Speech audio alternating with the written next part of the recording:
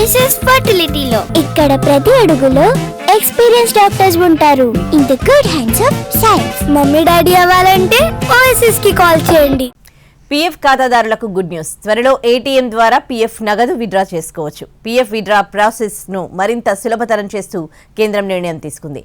ATM కార్డుల ద్వారా PF draw చేసుకునేలా కొత్త విధానాన్ని తీసుకొచ్చింది. వచ్చే జనవరి నుంచి ఇది అమల్లోకి రాబోతోంది.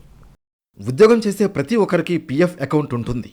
ప్రతి నెలా ఉద్యోగ జీతంలో 12% పీఎఫ్ ఖాతాలో జమ చేస్తారు. కంపెనీ యజమాని కూడా అదే మొత్తంలో జమ చేస్తారు. ఇందులో డిపాజిట్ చేసిన మొత్తానికి వడ్డీ లభిస్తుంది. ఉద్యోగులకు ఉన్న పళంగా డబ్బులు అవసరపడితే ఈ మొత్తాన్ని ఉపయోగించుకునే అవకాశం కల్పించారు. కానీ పీఎఫ్ అకౌంట్లో డబ్బును విత్డ్రా చేసుకోవడానికి పెద్ద ప్రాసెస్. ఆన్లైన్లో దరఖాస్తు చేసుకుంటే వారం రోజుల తర్వాత అకౌంట్లోకి డబ్బు జమ అవుతుంది.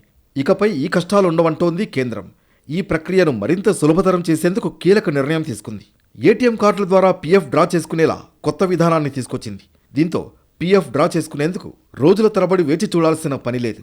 2025 నుంచి ఈపీఎఫ్ఓ చందాదారులు తమ ప్రావిడెంట్ ఫండ్లను నేరుగా ఏటీఎంల నుంచి విత్డ్రా చేసుకోవచ్చు.